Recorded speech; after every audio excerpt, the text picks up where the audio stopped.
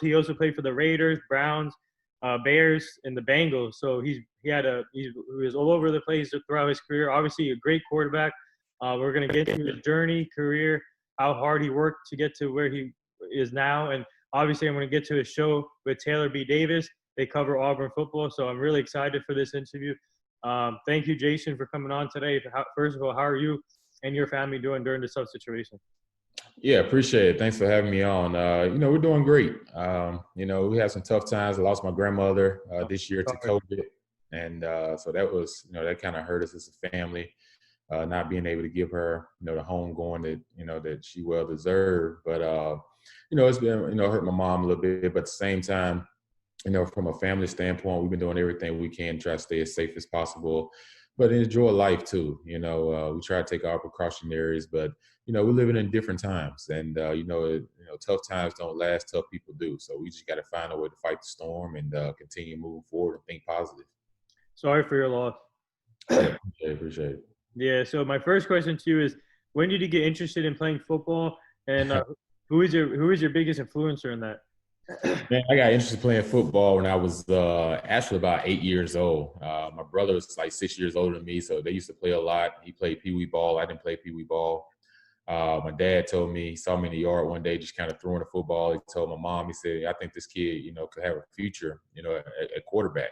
My mom told him, like, no way, because, he's not playing football. So my daddy kept talking to her. So I didn't play peewee, but when I got to about seventh grade, my daddy was the seventh grade coach, and he was like, hey, I want you to play quarterback.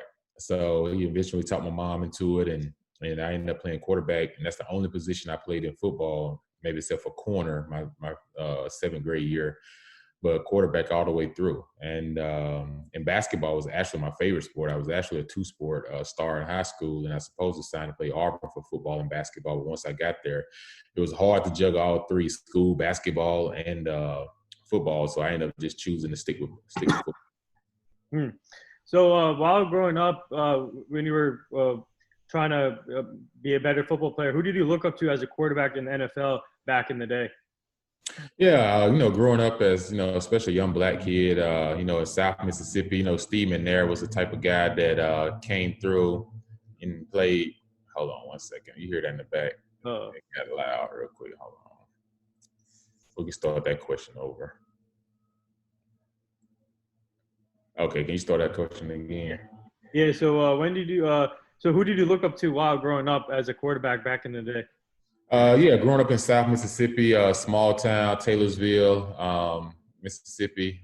Steve McNair. McNair was the guy that grew up in Mount Olive, Mississippi. We played against their high school a lot. We was only like 15 miles apart, if that, maybe 10 or less.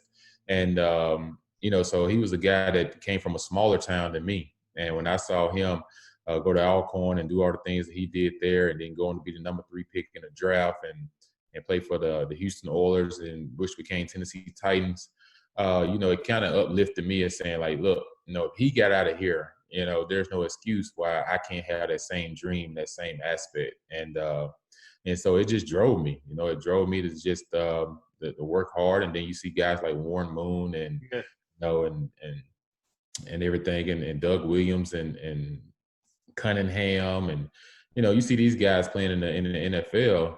They kind of open the door for guys like myself and Mike Vick and Steve and Donovan Ab and all those guys. Like, we can't forget about the guys that came before us. Because they got in there, they didn't do what they supposed to have done and upheld the standard. Which was an opportunity. Then, it would have been hard. It would have been harder for guys like myself. So, I appreciate those guys that came before me. But at the same time, I would definitely say Steve McNair because of how close of a area we grew up together. Yeah. So my next question is, so going back to your high school career, take me back to your high school career. What was that like?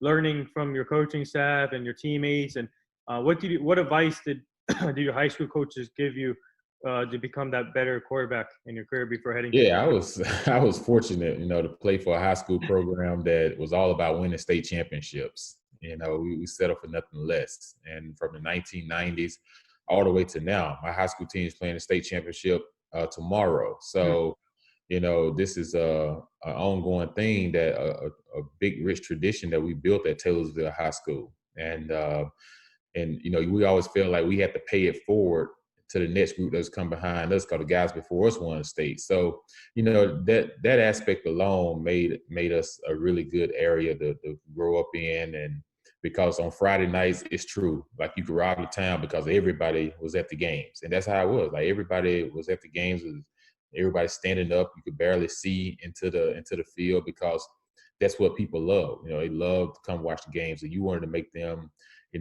have a good time. And our coaching staff in high school, I was fortunate enough to have some coaches in high school that was knew the game inside and out, cared about us as a team, as a player, pushed us extremely hard, didn't let us get away with a lot, made us work together, and we had pride. Every time we took that field, it was a pride issue. It wasn't like people across the state. We was a well-known football program, and we wanted to keep it that way.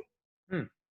So coming out of high school, how many offers did you get, and if you got any scholarships, and what made you decide to choose Auburn? Yeah, coming out of high school, I was blessed to be the number 2 quarterback in the nation coming out at that time, that year, and being one of the top 10 players in high school football in the signing class. It was surreal. I was blessed to be Parade All-American, Player of the Year twice in Mississippi, and everything. Gatorade Player of the Year. So, those things, it didn't come easy. I worked extremely hard over the summertime. My dad worked a lot with me. Like my teammates, they all helped me because they all bought in. They was excited when they see me getting accolades. They knew people would come to the game. So they're like, well, shoot, let me do what I can do so I can maybe give me a scholarship to some of these schools and everything. So it was a great atmosphere. And for me, choosing Auburn was it was a tough decision. LSU was highly on my list. I was almost partially committed to them, and then Georgia and Tennessee. Like, I was recruited by a lot of different schools and conferences, and the reason I chose Auburn was because I went there and they was playing against Alabama, and rival game. Yeah. And it was one of those games they lost, a really heartbreaker. And I just remember the fans just being all teary-eyed at it, but no one was dogging the players. No one was like, down on them. They were just like appreciating how hard they fought and knowing they lost a tough one. But it showed me just the closeness of the university, like the family atmosphere. People always say it, but when you actually go to Auburn and you feel that way, you do feel like it is a family atmosphere and that type of tradition. And it fit really well with my family. And we ended up choosing Auburn. And, it ended up being the right decision. All right. So speaking of Auburn, what was it like playing against Alabama?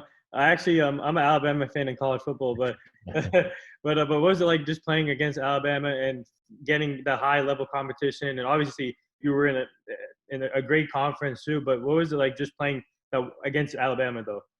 Yeah, Alabama was our biggest rival, and I tell people today, I say that is the biggest rivalry I probably participated in. I know Washington, Dallas, and Yeah. some of the other things, Raiders, Chargers, Raiders, Broncos, Chiefs, and all that. So I played in a lot of rivalry games. But I tell people, I say, when it comes to the Auburn-Alabama game, you got to realize there's no NFL teams in the state of Alabama. So every player that plays on that team, everybody in the state knows about. And when you play in that game, it's electric. You can throw the records out the window. It's all about heart, determination, how hard you want it, and everything. So, it was fun. Like, even nowadays, when you go back and you watch the game from the sidelines, you have a different respect for the game as well, because you just realize, like, dang, when you're in it, you're so focused and laser on it. But when you're out of it, you really see from a different angle from a fan perspective. Yeah. So now, excuse me. So after your college career, take it back to your draft experience. Obviously, you got drafted in 2005, round one, pick 25 from the Washington Redskins, now called the Washington Football Team. So, taking back to your draft experience, did you spend it with your family, and what was it like just getting your name called? Yeah, I had an opportunity probably to go to New York, but at the same time, I wanted to stay in Auburn with my family. My parents and family and some of my cousins came up from Mississippi my Coach Borges, Al Borges, who was there, and a few of the other coaches that was on the staff, and some of my receivers. They was all over at the apartment. So for me, it was huge because I wanted to spend that moment with the people that's been around me the longest and know me inside and out and know what it meant to get to that level. And I wanted them to know, like, hey, I didn't get there alone. They had a helping hand, whether it was supporting me or just making that phone call, encouraging me, after a tough game, or just saying, hey, man, continue doing what you're doing. Just people that I know and that genuinely cared about me. And I wanted them to feel that experience because they don't come often. You only get a couple opportunities, only a few people get to experience that. And I just remember, like, once I got drafted, my mom crying and my dad a little teary-eyed and everything. And it made me feel great. It made me feel great because some of the things that I've always wanted to do for them, for always sacrificing so much for me, now I was able to do that. And not only just for them, but for brother and sister, and then be able to play in the NFL and come out of a small school in the state of Mississippi and everything. It now gives encouragement to the kids that's coming behind me to say, Jason came up out of here and, he was able to go on and accomplish a lot. That gives me the strength and the encouragement to just stay the course, even when it gets tough. I tell people reaching dreams doesn't come easy. Sometimes you get close and you just make that decision that, hey, I think I want to give up. That's when you mess up. That's when it's the time to press forward even harder. That's when you go a little bit harder. You create that, you get that doubt out of your mind. You get that negativity out of your mind. And then once you get over that hill, it's worth it. All the work ethic, all the hard work, the 5 a.m. workouts, the studying, the grinding, it's worth it in the end. So, I just encourage all people, and especially young kids, man, just keep striving and keep going. Like, don't keep changing schools sometimes if things don't go your way early on. Like, grass is not always green on the other side. Sometimes obstacles come in your way to make you stronger as a person, to prepare you for what's greater for you. So this is a two-part question. Take me back to the phone call from the Washington. What was that like? And finally getting your name called. And also, what was it like just playing in Washington in front of those fans? And obviously NFC East division rivals with my Cowboys, Giants, and Eagles. But what was it like just getting the phone call first and then the experience in Washington? Well, at the time, Coach Gibbs, Joe Gibbs was a head coach, and everyone knows him as a legendary coach that won 3 Super Bowls with Washington. And this is his second time coming back around. So he was already there for a year. So I was coming into his second year, and to be able to be drafted by a legendary coach, to a historic franchise in the nation's capital, and like you said, at that time, the NFC East was a beast. It was probably the toughest division all of football for at least a 10-year span. And now it's not the case, but at that time, it was tough. It was tough grinding and everything. But being in the nation's capital, man, I learned so much. I learned how to deal with like different people. You meet so many different nationalities, and you try to find common ground between everyone. And during that time as well, I got a chance to experience the first African American president to ever be, elected. President Obama. He came in there. I was still the starting quarterback for Washington, and I remember going to one of his speech ceremonies, and I was fortunate to meet him, and I remember him saying, "Oh, Mr. Campbell," and it shocked me. It sent chills in my arm. Like, dude, you president, you know who I am? And he was just like, "Of course," he was just like, "I know who you are." He's like, "I'm a sports guy, I love sports," and he was just saying, like, "I support you. I think you're doing really good. Hopefully we can get you a little bit more." A little bit more help and everything. Guys can stay healthy. He's like, but just keep doing what you're doing, keep fighting and everything. And that meant a lot to me. The fact that the president of the United States, knew you by name and could speak to you. So, in Washington, man, anything goes. And it's a great city though. It's an awesome city. And I just, wish we could have done more. Like I said, we made the playoffs 2 out of 5 years, and I was up there, but it's like I said, it was a tough division, man. If you went 9-7 or 10-6, you still may not make the playoffs. But so it was a different era. I mean, well, that's amazing. Obama already knew you throughout your career. Do you still keep in touch with him, Obama? No, I haven't kept in touch with him. I just, I'm pretty sure I'm one of, at least on his totem pole. But no, I was just glad to get a chance to meet him, and the fact that he knew me by name. But of course, at that time, you the president, you're not getting able to change numbers unless Yeah, you like LeBron James or Michael Jordan or somebody, elite status in what you call professional sports. But I just it was a joy, man, because I got a chance to go to see a lot of things around inauguration time during that era. That was a surreal era, something I could tell my children one day and grandkids. So, that was definitely a surreal moment. And sometimes it becomes tough because you understand as an African American guy that's in these high positions, man, it's hard sometimes because you are so scrutinized and everything, and you feel like you have to do things better twice. And hopefully one day we can get past that point where we start to all look at each other as equal and understand we all wear the same color underneath our skin, and that's red blood. And everything, and understand like that doesn't change. So the outside of your skin, your outside shouldn't make you feel less or more of a person. Like we should all feel like encouraging one another to come together. And that's the only way we can all be ultimately happy, ultimately reach success is everyone choosing that way. I just think it's idiotic just to not like someone because of their skin color and yeah, everything, or the way someone talk a different language. Like that's just not, like, God created all of us. So what makes you feel like you're more empowerment than someone else? So yeah, if we can ever get to that point to think the same and get past that, man, this country could do some great things, man. But we're holding ourselves back, man, because of it. yeah. I agree, 100%.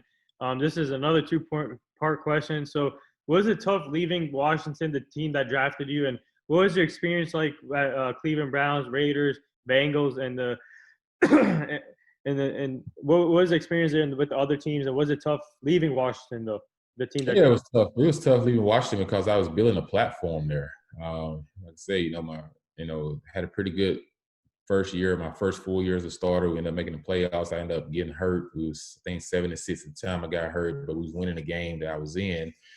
And then I missed the last two regular season games, and then the first playoff game of that year. I come back in '08. We start off 6-2. We were hot. And we finished 8-8. Injuries took over. And then the fourth year, everything just unraveled from a standpoint of I lost all my offensive linemen, starting offensive line within the first 4 weeks of the season, oh, except for the center. And we fought hard that year, man. We was in every game from a statistics standpoint, even through all the different coordinators. My numbers went up every year, and I feel like we could get a whole team back healthy. And with my play improving and everything, I feel like we really would have had a chance to really turn things into a really good place in Washington. But it's hard when you go to some of these franchises that's not stable, and they're always like a revolving door. It's tough. You fight and fight and fight, but they just want instant gratification. But they don't understand it takes more than one person. It takes a whole bunch of guys thinking alike and trying to build like you have to build from the inside out.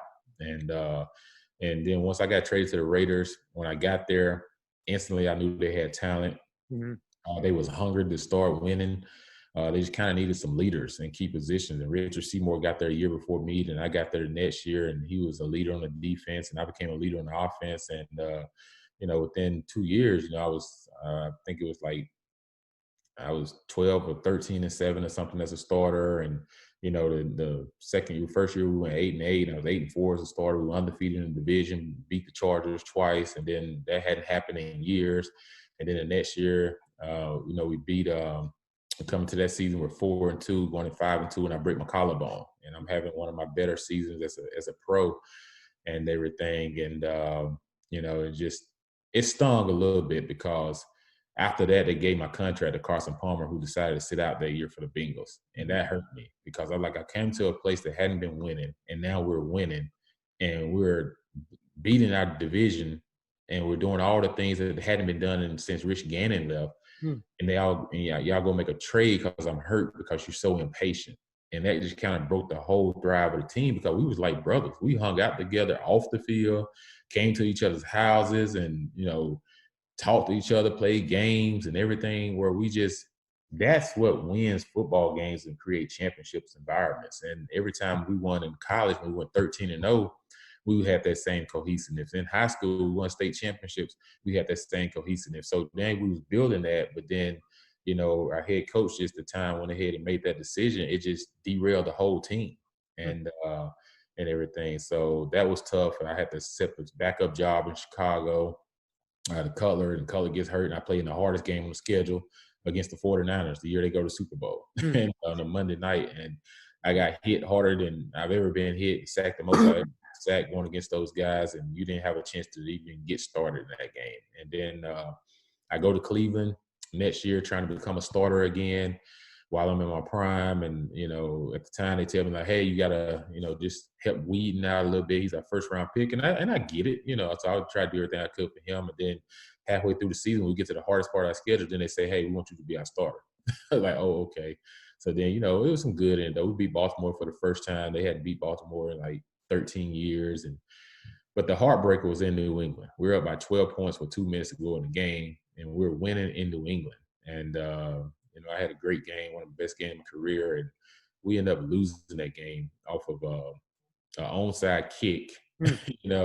that they recovered, and we recovered game over. And we ended up losing. That was a heartbreaker. But, overall, I finished off in Cincinnati. But I would say, man, honestly, it hurts me to the point that in my prime years where I was really thriving, I feel like the NFL and some of those teams like that I was on took that opportunity from me to play my best in the NFL during my prime years. I had to accept a backup role without really being a backup because Right. at the time I was hurt, I was top 10 in all categories. And that kind of stung me and it kind of hurt me. But I get it.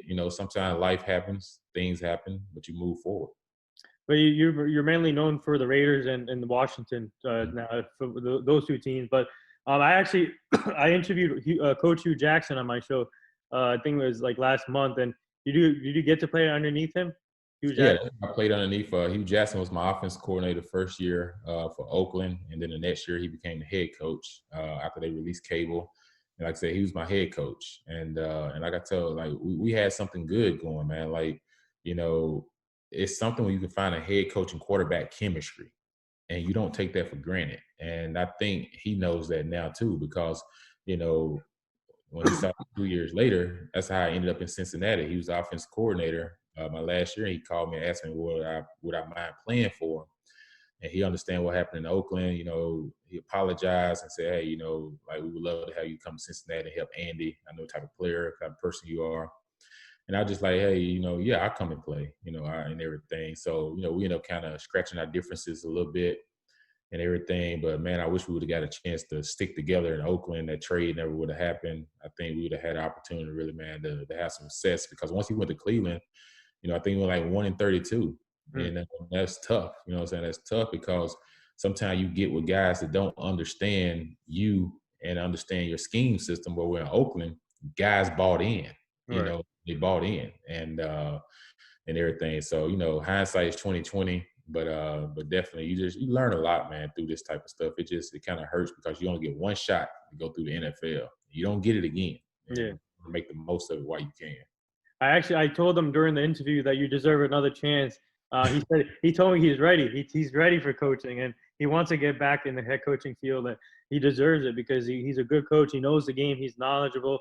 So yeah, it was just an honor for me to be able to have him on the show too, talk to him, and I'm hoping Hugh Jackson gets another chance somewhere. Yeah, I'm shocked that he's not an offensive coordinator in the National Football Yeah, League. He's one of the better minds in football. Like I said, when I went to Oakland, man, like he changed the game for that organization from an offensive standpoint. We averaged almost 30 points a game. And then, like I said, then things started to change. Once I was hurt, McFadden was hurt, all these trades and different things. But, from being with him in Cincinnati, how he helped Andy Dalton and AJ Green game go to the next level. That's how he ended up becoming the head coach at Cleveland, and everything. So I just like, yeah, I understand as a head coach, he went 1-32, but that doesn't derail him from being an offensive coordinator in the National Football League. I was just like, he's still a brilliant mind from a play calling standpoint. Hmm. So looking back at your career, obviously, how grateful are you to be in the position that you played the game that you loved, and yeah, you had a great career. So looking back at it, how grateful are you? And you obviously you got a lot of awards, a Sugar Bowl MVP, and you won a couple more MVPs. And what was that like about your career, and how grateful are you? Yeah, when I look back at it, man, I'm thankful, honestly. just thankful, like I said, win the SEC championship and go undefeated in college and be the SEC championship MVP and Sugar Bowl MVP. At that time, Auburn never been 13-0, and we was able to do something that hadn't been done in so many years. And even though they robbed us of a national championship a little bit, we still feel like we made a standing point in history. Like I said, just high school career, just thankful, man. I'm thankful for the people that was put around me, to help me reach success, because it takes them, man, just helping encourage you and everything. So I thank God for that. And then even in the NFL, to play 10 years in the National Football League and walk away, kind of on your own terms. Not many can get the chance to say they can do that, and everything. And you meet so many different people in the National Football League. You make so many different relationships that carries you on for years, well after you're done playing, and everything. So when you're in it, you're so focused, man. Like I said before, lasered in on what you got to do that you don't take the time to appreciate it. But when you're done, you kind of look back and say, "Dang, I wish I would appreciate a little bit more than what I did while I was in it, and not being so serious all the time. But sometimes just smile during it and have a little bit more fun, because it goes by just like that, and everything. But I wouldn't change it. I had a great time, enjoyed it, and it's propelled me into the world I'm in now. For it's like podcast shows and working for Auburn sports radio team, working for NBC Washington. Covering the Washington football team, and and more to come. So I appreciate it.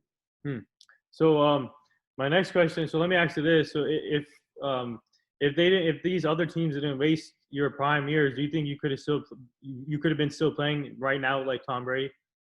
Yeah, I could have played at least another 4 or 5 more years. Like I said, I had a knee injury that really hurt me a lot back in '07, and everything. Still have problems with it today, but I think, just continue to just, build strength and everything, definitely from a mental standpoint and from an arm strength standpoint. Like, yeah, I could definitely still play for another 4 or 5 more years from that, because, I still had those two things that worked really well for me. And from a quarterback standpoint, it's not like you have to do a lot of running, just move around the pocket. So I could have got away with it with my knee.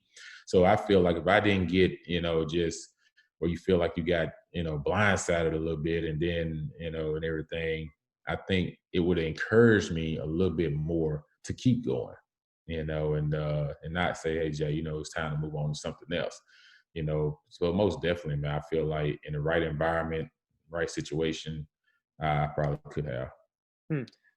Before we go any further, Global Kid Media just want to know if you can do the interview December 21st. December 21st. Yeah. Play that song. Yeah, we'll see. We'll see. I have no problem. I do a lot of interviews, so yeah, we'll look forward to it. So we'll definitely talk about it and try to get back on there and yeah, knock it out. I just got to make sure it doesn't fall on a Sunday where I'm working. Yeah. So here's $1 million question for you.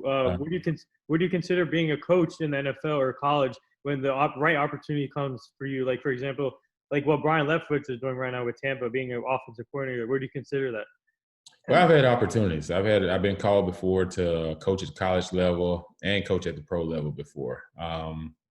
Like I said, people say, hey, man, you learn so many offenses and you learn them pretty quick and you're able to adapt and change. Not many can do that. But I was just like, I feel like I gave football a lot of my life. And I think right now I'm just at a standpoint where I enjoy like helping from afar, like being able to go and help out or do something, but then be able to do some things I really want to do as well, which is do TV and do some radio and different things. And because I have fun, I enjoy it. And everything. I just feel like when you're a coach, like people don't realize the hours that you put in. Like it's not like, oh, I'm going to coach, just practice and go home. Like you're there at 6 o'clock in the morning and you're sometimes not leaving to 10, 12 o'clock at night. And before you get home, and I just feel like I've given so much of that time playing ball that I'd rather not go that route. I mean, in my opinion, I think if you were healthy still and didn't have those knee injuries, you could have still played, man. You were a great quarterback in college and NFL, and I'm surprised the other teams you played for didn't didn't recognize your prime years, and that really sucks. And so let me ask you this: so what do you what advice would you give for any player if these teams sometimes they mess up these players' prime years or talent wise? So what advice would you give these players before like heading to if they want to if they want to leave to a different team, or what advice would you give them? Well, I just tell guys, man, always think twice before you make sudden moves. Let's just think about Antonio Brown's situation, Le'Veon Bell, Yeah. two guys, for example, playing for the Steelers, a historic franchise. Franchise is known for winning, known for putting Hall of Famers out. And at the rate that both of those guys was going at the time, they was headed in that direction. And sometimes you can let money get too involved, you let egos get too involved, and you feel like you got to self-promote yourself to do certain things. And then all of a sudden you can run yourself out of a really good situation and a really good platform to all of a sudden being lost in the shuffle. And I'm pretty sure if those two guys could go back and change anything, they would try to mend their relationship, work on their contract internally and not outwardly, and get something done and understand, like, man, like, their careers and everything would be at a whole nother level than going through all the chaos that both of them have had to go through since they've left there. And it's the same way, a lot of guys, sometimes, how we handle things, not everyone needs to know. You need to just, talk behind closed doors with the organization and work things out, because once you start getting too many different opinions, not everyone has your best interest. Like, you got to think from a standpoint within yourself, what's best for you and your family at times, because not everyone has your best interest. And I would just tell guys, like, man, like, just because you may hit a roadblock sometimes, it doesn't mean it's end all be all. Mm-hmm. Like, sometimes that roadblock is just to get your attention, Right. to do something a little bit better, or to focus a little bit on something else at the time. Don't look at that as, this is not for me or that type of thing. It's like, nah, like, it could be. It's just that you haven't learned what you need to learn in order to be promoted to the next level yet, and everything. But I also tell a guy, like, look, you have a goal. My goal is play 10 years in the National Football League. Anything after that was, bread and butter and just the extra blessing. And me, I got the 10 years. And after 10 years, I was able to reevaluate everything and see, like, which aspect did I still love it, because I can only do something if I love it. Like, if I don't love it, I can't fake it. I can't go out there and just say I'm just going to, get through it. Like, you're doing yourself this justice, you're doing your teammates this justice. And, ultimately, like, you're not going to be happy with yourself seeing what you put on film. So I would tell guys, like, man, do what you love to do while you can. And if you don't love it, don't force it. Right. But while you also in the league, take care of your finances. Mm-hmm. Like, you spend more money when you're done playing ball than you do while you're playing ball, because you have more time on your hands. You have, things that you normally didn't pay attention to are now hitting you in your face. And the guys got to understand, if you take care of what you made while you was in the league, like, you can still have a great, successful life once you're done. So, don't feel like you have to buy so many different things to get attention. Like, no, sometimes it's put money up and building your future and changing generational wealth and things like that. That's something we have to do better as young athletes while we had an opportunity. And we don't talk about it enough, and everything. So, we just got to surround ourselves with great mentors. That's my other thing. Find yourself a great mentor, but find out who's that person's mentor first. Because if they don't have a great mentor, then you're just getting another person to just take you down. If you find a great mentor and he has a great mentor or she has a great mentor, then you're in the right road, because you always need to talk to somebody that's gone the road before you, so that you don't make some same mistakes, or something that you may not know, they can give you advice on. And sometimes I think the younger generation don't take advantage of that, because they feel like they know it all, or they feel like they don't need you or don't have to. Like, look, get advice from people as much as possible. And while you're in the NFL or college or NBA or whatever, make relationships. Don't ever make yourself feel like you're way better than saying hello to a person, or make people feel like they're beneath you, because they're not. Because once you stop playing football, so the next person, you're just the same old Joe as everyone else. But people are going to respect you more if you show respect. Even when you was at a high level, you didn't overlook them. You spoke to them. You took the time out with them. They'll appreciate that, and then they'll be willing to help you and everything that you're doing, or something you want to start. They'll support it, but they're only going to support it based off what you do. So whatever kind of energy you give out, that's the same energy you're gonna get back. Hmm. Yeah, well said. That's I agree 100%. So my next question to you is, I want to get to your podcast and your show that you do with Taylor B. Davis, and obviously you guys do a fantastic job. You guys kill it every day, and I love what you guys do. And so, what's it like now seeing the game from a different perspective as an analyst, and seeing these young people, young players growing up in the college game in the NFL? And what's it like covering your two former teams that you played for, Washington and Auburn? And how did your podcast come about with Taylor B. Davis in the show? Yeah, all good questions. Like I said, I went to the podcast route, came up with Taylor Beth Davis. It's Believe podcast. It's Believe in Auburn, BLEAV in Auburn. Everyone just need to go out and subscribe for free.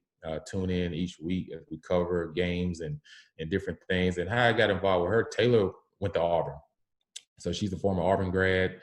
She works for ESPN. She also worked for the Carolina Panthers, and we just thought it was a great thing. Thought it was a great thing for us to team up, and it's been great. You know, I enjoy working with her. She's a super talented young talent in this field, you know, she's taken it by storm. She's very knowledgeable about the game, and it makes it easy for me because you know she is, and everything. And I think it gives another platform for her as well. So that was fun. And then, like I said, like the whole Auburn and Washington and the Raiders and all that things that I work with people, it all came about because of connection, man. Just like I said, connection. It all goes back to your name go further than you ever will. Like somebody made a phone call to this person and they said, "What do you think about Jason and everything else?" And that's when I ended up getting involved with the podcast. And then next thing you know, I was able to put it out on my IG at J Campbell 17 and Twitter sometimes at JCamp _17. So I put it on there sometimes, and people just got to go in there and follow and subscribe. But I'm also coming out with a personal podcast where it's going to be one of my business partners. It's coming out here soon. It's going to be called the Winner's Circle. Oh, wow. So, you know, what we're going to do with that, we're going to talk business and we're going to talk athletes and sports, but how athletes and sports come together to do businesses and how do they relate and what's the and everything. So we got some big names, man, that's gonna be coming on that show, like some huge names. And so start looking forward for that starting in late December.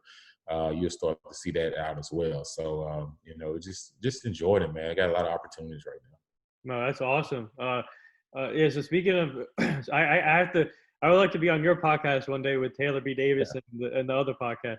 Okay, yeah, we have to get you on there. Like I said, I think you would enjoy her as well. Yeah.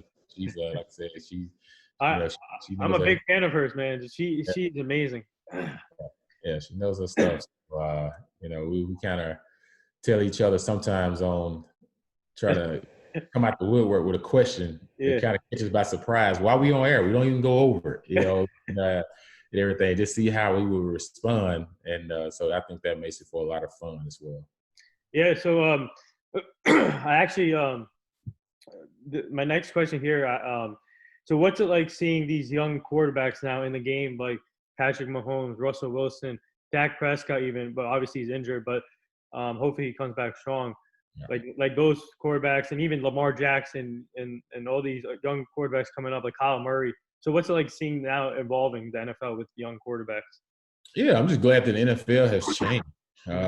You know, they used to be so stubborn, where at the point they used to be like, you know, you got to adapt to what we do and adapt to our offense. But now it's different. Now the NFL is, okay, we're going to take your talents and we're going to make our offense fit your ability. And I think that's why you're seeing these guys excel, and you're seeing these guys have the careers that they're having and making the plays that they're making, because you know, these coaches have stopped being so stubborn, and they've opened the door to change. And they opened the door to nuances, and they've taken some of these offenses some of these guys were doing in college very well and implemented it into the NFL and everything. And I think that's why you look at Lamar's and you look at Russell Wilson and Pat Mahomes and these guys, like they're able to go out there and be themselves. They're not trying to do something uncomfortable. You know, they're comfortable and they're excelling in it because it's who they are, and the coaches are allowing them to be who they are. Right. Where at times, you know, where I've had to go through some things where they try to make you adapt to the system. And you just like, man, I feel like my talents are not even getting used because you're adapting to the system instead of them adapting to your ability. And I'm just happy that the NFL has now opened that door, man. I think it's going to continue to bring really good young quarterback play into the NFL and everything. And overall, Mhm. So I got to ask you this. Obviously Washington has.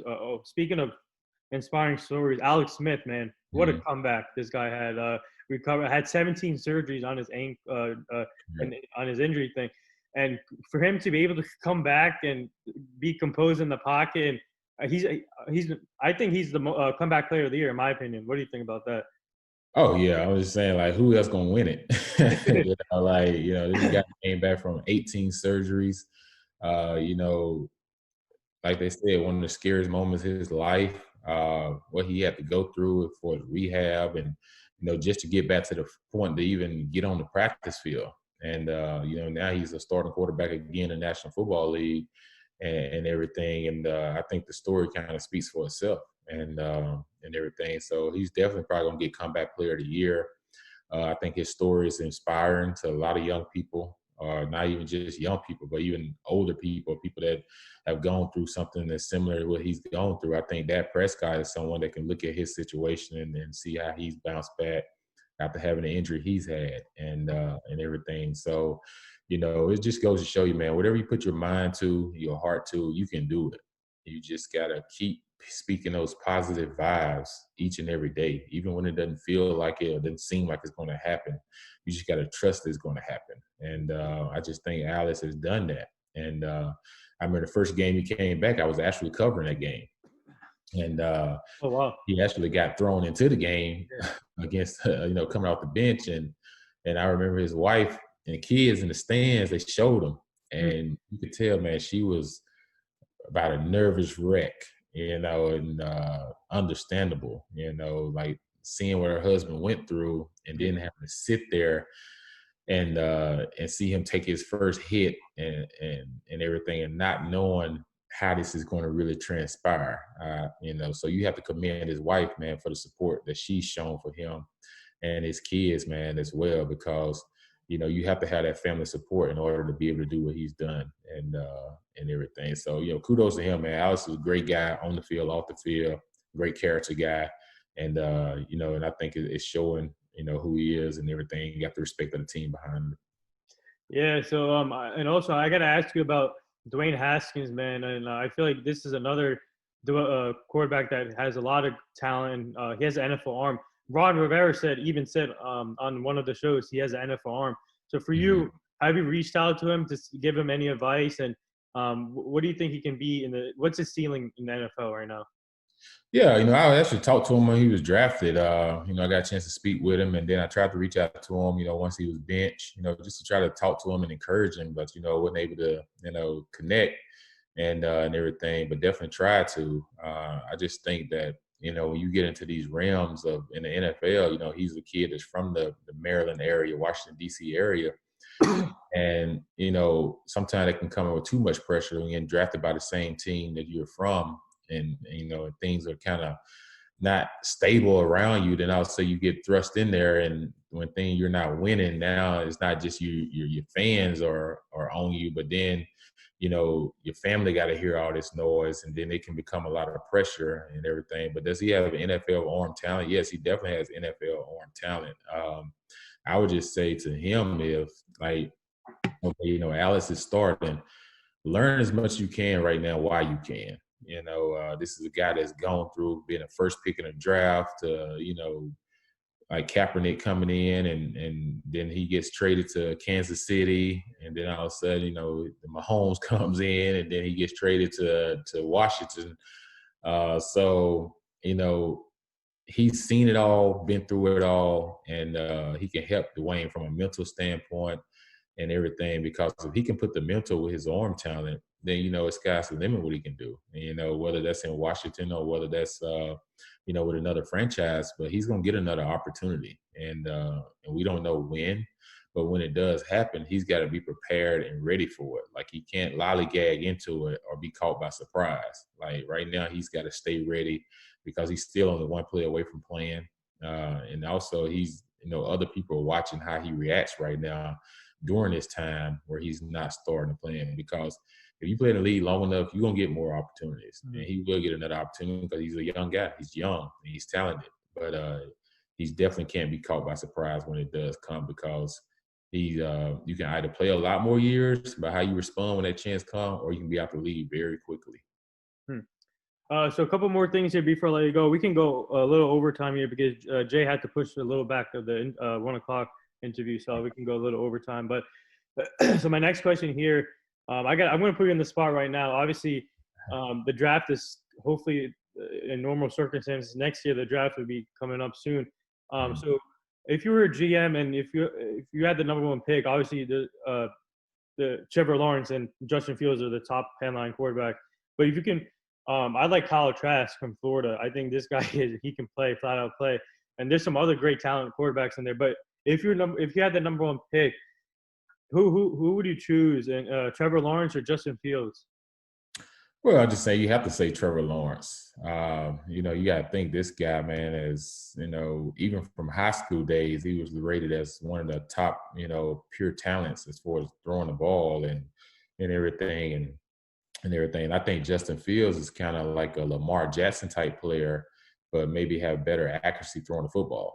And I think with him, it all depends on what team is picking. If you're Jacksonville or if you're one of these other teams that, maybe Chicago or somebody that trades up to the first pick or somebody that's in need of a system that doesn't require, but Trevor Lawrence is still athletic. And people don't realize how tall this guy is. He's a 6'6" type quarterback and everything. So he's kind of like a no pass on type guy. You can't pass on him. And I just see him being the first pick in the NFL. Like I said, he's competed for national championships ever since he's been in college. And so, I think people have learned from the Mitch Trubisky, nothing against him, but Mitch Trubisky only started 10 games his whole college career. And you draft him ahead of Deshaun Watson. Yeah. Like, it makes sense. And Deshaun Watson played in 2 national championships and played great against what people consider one of the best defenses in college football in Alabama. He played great against them on the national stage, and you pass up on him, for Mitch Trubisky after 10 games of starting in North Carolina, just being a starter. It's not like he did a lot. He just was a starter. Like, that just made no sense. And now, they're kind of paying for it.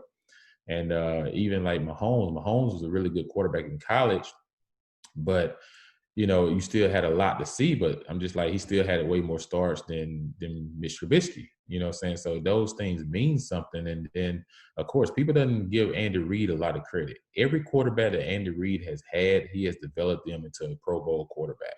Like, I can't say if you put Mahomes in Cleveland, is Mahomes the same guy he is in Kansas City? I can't say that because there's no Tyreek Hill, there's no Sammy Watkins, there's no Kelsey. Like, those guys make a huge difference, man, in your success. And it's not just Mahomes. Like, it's Andy Reid and all those other guys as well, and everything. So, I just think when you're drafting at that number 1 position, it has to be a sure pick at number 1. That's why I say Trevor Lawrence, man. Like, what he's done, like, his overall career, like, you cannot take him number 1. Yeah, it's gonna be interesting to see. And I'm gonna say this right now. Jay Richardson told me that Justin Fields will go number 1, so just keep that in mind. Yeah, look, I like Justin Fields. Like I said, he's a good talent. Like I said, he's a Lamar Jackson type guy. Not as fast as Lamar, but he can run the ball and he can throw the ball, I think, better. Like I said, he's going to be a top 10 draft pick, but it has to be the right style of offense, I think, to fit him. I think you've seen that a little bit watching their game, their last game. He ended up having like 3 or 4 picks against Indiana. And I think because they made him try to become such a pocket passer. And I think that's something he's going to have to work a little bit more on, from that aspect. But I just think he's definitely one of the top 3 quarterbacks drafted in that first round. But I think put him in the right system, then I think he can thrive, where it goes back to what we're saying, adjust to his ability, but then try to make him into someone he's not. So, excuse me. So my next question here. So I want to get to the Auburn quarterback. So for you and Taylor B. Davis, what's your guys' analysis of him, the Auburn quarterback, and do you think he can translate to the NFL? It's a Bo Nix, right? If I'm not Yeah, mistaken. Bo Nix. Yes. Yeah, Bo was a guy that his dad played at Auburn. So he was already like groomed to come to Auburn, pretty much groomed to, to play the position, coming out of high school and everything. And, right now, I think Bo's biggest thing is still learning how to play the position.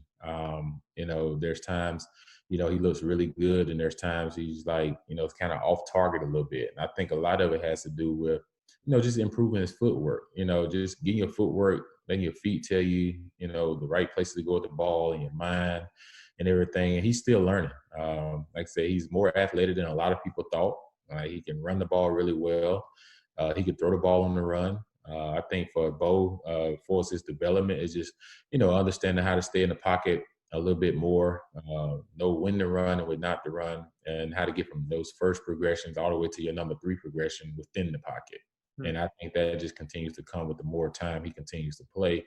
I think he will develop that. So, he's definitely an athletic kid. So I think these next 2 years will be critical for him and everything. And then if he get a chance to play at the next level, I think a lot of D1 quarterbacks get a chance to play at the next level. You're always going to get the opportunity, especially if you play in the SEC and everything. He'll have an opportunity. It's going to be, up to him, these next couple of years, how he prepares himself and everything. But I think first thing first is, how can I help Auburn get back to the SEC championship and back to the playoffs? And I think that's how he helps himself and everything. So, and I think a lot of that has to come with, he got to be willing to listen, got to be willing to accept criticism in a positive way, but then move forward. But also be willing to listen to your coaches and accept coaching, and then be able to apply it to the field. I said, if he can start to do those things, then you'll see some change in his game as he continues to mature as a college quarterback. Hmm. So I got to ask you this. Obviously, being from Washington, played for Washington, what was your reaction to the John Wall trade for Westbrook the other day? And, obviously, John Wall put a heartfelt message for Washington. Yeah. What a great player he is when healthy. And obviously, he's back. Actually, I interviewed the Wizards assistant coach on my show, Alex McLean. Yeah. So he obviously was working out with him in California with Katie and all. And he said John Wall is back. But what was your just overall reaction, and were you surprised that he got traded? Well, I wasn't surprised. Sometimes change of scenery does better for everybody involved. John Wall been in the Wizard for a long time. Built a home there. Became a star player there. I just think, for whatever reason, man, I don't know why basketball players, man, can't just find a way to just like get along. I don't know if like him and Bradley Beal, if there's anything there, but I'm just like, man, both of y'all are just young and talented. Like, the only thing they need to do is add some more pieces around you guys. Y'all can be a dominant backcourt. You talk about Clay and Steph, you can put John Wall and Bradley Beal up there on one of their hottest nights, like they can play together. But, I don't know if the media sometimes portrays it and puts it out there to make these guys feel differently about each other and everything. But you just knew, like, the way Bradley Beal had been playing the last couple of years, and because John Wall had been hurt, that there's no way they was going to trade Bradley Beal. That they was going to trade John Wall because he's missed a significant amount of games the last couple of years. And I think with them getting an opportunity to get Westbrook, if I'm not mistaken, Brooks is still the head coach. And Yes, Scott Brooks. he was with Westbrook, so he knows the system. He knows all of that. So I think it was a no-brainer for them in doing that. And I think John Wall can do really good in Houston if he can talk James Harden in the stand and and not move him. If James Harden can stay there, then that takes a lot of pressure off of him, because John Wall can now bring the ball up the court. Yep. He can help him as a scorer. Like, John Wall actually is a better shooter than Westbrook. Mm-hmm. So he can help James Harden a lot in that department and shooting the basketball. And so I just think if Harden's able to stay, then it definitely it definitely helps. And like I said, he's a pure talent, man, and one of the better point guards we have in the league, shooting guards as well, if when healthy. So, great move for him too, though. It's going to be in the Western Conference, it's a tougher conference. You challenged a lot, from a health standpoint, but from a player standpoint, good for Houston and in DC. Westbrook getting DC, so it's going to be interesting to see him and Bradley Beal in the backcourt together. So we'll see how all this transpires. Plus, John Wall got his Kentucky fellow back, Cousins in Houston now. So Yeah, you could run I the think Kentucky good off, friends. huh? Yeah. Yeah, I think they're good friends. So, and Blue been missing all of last year. Knock on wood, man. I hope he can stay healthy. Like I said, he's another young pure talent. Got hurt when he was at Golden State, and then turn around and go to the Lakers and get hurt. Hopefully he can stay healthy in Houston, man, and maybe him and John Wall can, bring their Kentucky success, over to that place. All I can say is to James Harden, don't be complaining now. We got two new pieces that you might like. So stay in there for at least 2 more years and see how it goes, because I feel Yeah, like but James Harden though, he's trying to get the Brooklyn, man, play with his old buddy KD and and Kyrie. He's trying to become one of those part of those three-headed monsters. My most hurtful thing, I'm a huge Warriors fan and a Lakers fan. oh I wow, was a Lakers fan with Kobe and everything. Rest in peace. And I was a Warriors fan because playing out in the Bay Area, you become a Warriors fan, and then so light skinned brothers, man, we were lighting it up behind the three, man. We was lighting it up. We was the Flash brother. best tandem in basketball. You know what I'm saying? Yeah, Like we doing it up. Now looking forward to my boy Klay Thompson coming yeah, back this year, man. And then dang, a month before training camp and the season to start, he tears his Achilles, man. My heart goes out to him, man. Like as an athlete, man, like going through rehab yeah, is hard. And then to have to go through it 2 years for two yeah. separate injuries before you get back on the court, man, it's gonna be a mental challenge, man. But I know he's up for it. He's gonna do great when he comes back. But the game misses him. The game misses players like him and KD. Like, think about it. No KD, no Klay Thompson last season. Mhm. Like, if we can get those two guys back on the basketball court, like it's great for basketball. Yeah. So the last two things before I get to the last two things here, and was obviously KD's a Washington football fan too. So when you were playing in Washington, did you ever get to interact with KD throughout his career? And if I so, actually did. yeah. Yeah, I actually did. I met KD in DC. It was at a night spot on, like, they was in town. He was playing on OKC for a game, and he had saw me and told me he was a huge Skins fan at that time, and he supported me and everything. And so yeah, I knew at that time that he was a huge Skins fan and everything. So yeah, KD made me feel short. I tell you that. I'm 6'5", and I'm just like, dude, like a like I'm 6'5", and I'm looking up to him. He's like 6'11", 7 feet, and you just like, how can you stop that when you can dribble the ball, shoot the ball, slash you, dunk on you at 7 feet almost? Like, that's unstoppable. Like, that's probably one of the top 3 pure scorers of all the time in basketball. Like, because it's unstoppable. Like, his wingspan, you can't block anything. Like, and his efficiency of shooting the basketball is off the charts. Yeah. So, this guy, man, I know LeBron gets a lot of credit. LeBron, but KD in his prime too, man, one of the top 2 best players in his generation. Yeah, and don't mess with Brooklyn this year, man. Kevin Durant's gonna come out with the vengeance.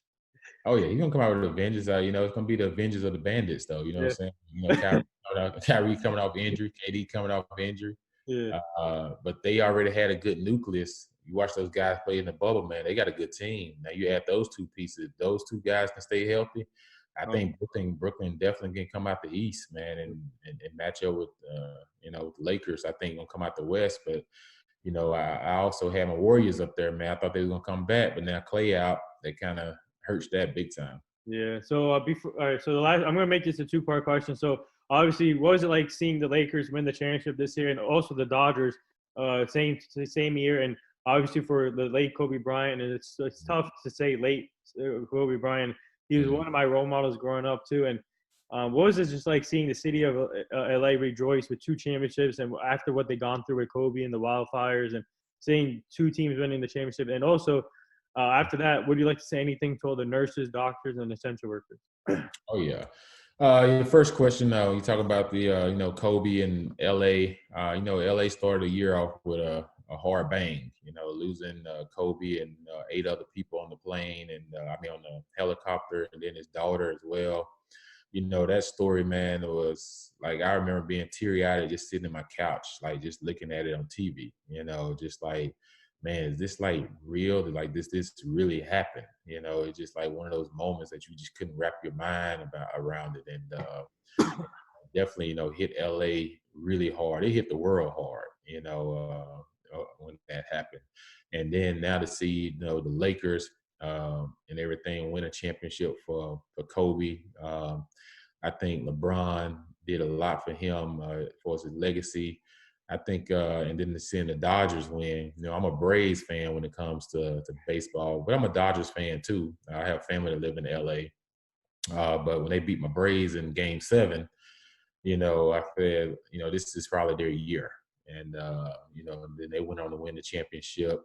And now, they have two championship teams in LA. I guess now you got to see can one of the football will probably be the Rams if they can have a chance to run the table. They make the playoffs. But, definitely, winning that, I think for Kobe as a Lakers fan and everything, man, just made it surreal. Hopefully for his wife Vanessa, nothing you can do can bring back, Kobe and Gianni. But at the same time, hopefully it just lit a smile on their face, even for a small period of time. Hopefully it made them feel good. And then you think about all the nurses and doctors, uh, first volunteers, all across the nation, man. Like, our hats and our hearts, it goes off to them. Like no one really knows the magnitude of what they're seeing on a day-to-day basis. You only see the reports that come across the screen on TV, but you don't see the hours that they're putting in, the sleep that they're losing, the time that they're losing with their families and their loved ones, where normally they would be off and home, they're still in the hospital. And then, to just see someone that you care for, that you lose them.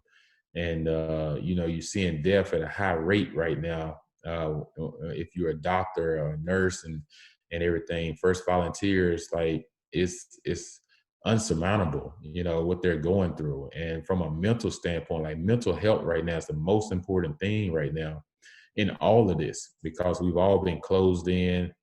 We've all been challenged. You're not used to doing what you used to do. Nothing feels normal. And, you're adapting to a new normal right now. And from a mental standpoint, man, it's important that we all call and check on someone, and just make sure they're doing okay from a mental standpoint and everything. But definitely, man, if, I encourage people, man, like wearing a mask, man, I know they, it's come out and say, well, you have a choice to wear one or not wear one. Man, if it's going to help keep you at the hospital and keep other people at the hospital, man, putting more pressure on our doctors and our nurses, just wear the mask. Like, wear it. Like, think of someone else besides yourself sometimes. And yes, it may make you feel uncomfortable. You may not want to do it or whatever, but man, just think, like, you could be saving a life. You could be saving a doctor from having to put extra time and extra hours in. Like, you could be saving, them, giving them an opportunity to overcome this virus and get back to their lives so they can spend the time with their families and their loved ones. Mm-hmm. So, I know some have been encouraged, like, not to wear and all this stuff. Man, that's nonsense. Like, we got to stop this trying to please everybody, make everyone happy. We have got to get to a point where we have to think of one another in a bigger light. And I just think now is the time. There's no better time than to start right now. And I just think, let's do what we can to help the doctors and the nurses and the first responders out and everything during this crisis time. Yeah, well said. And there it is, episode 627 with former NFL quarterback Jason Campbell.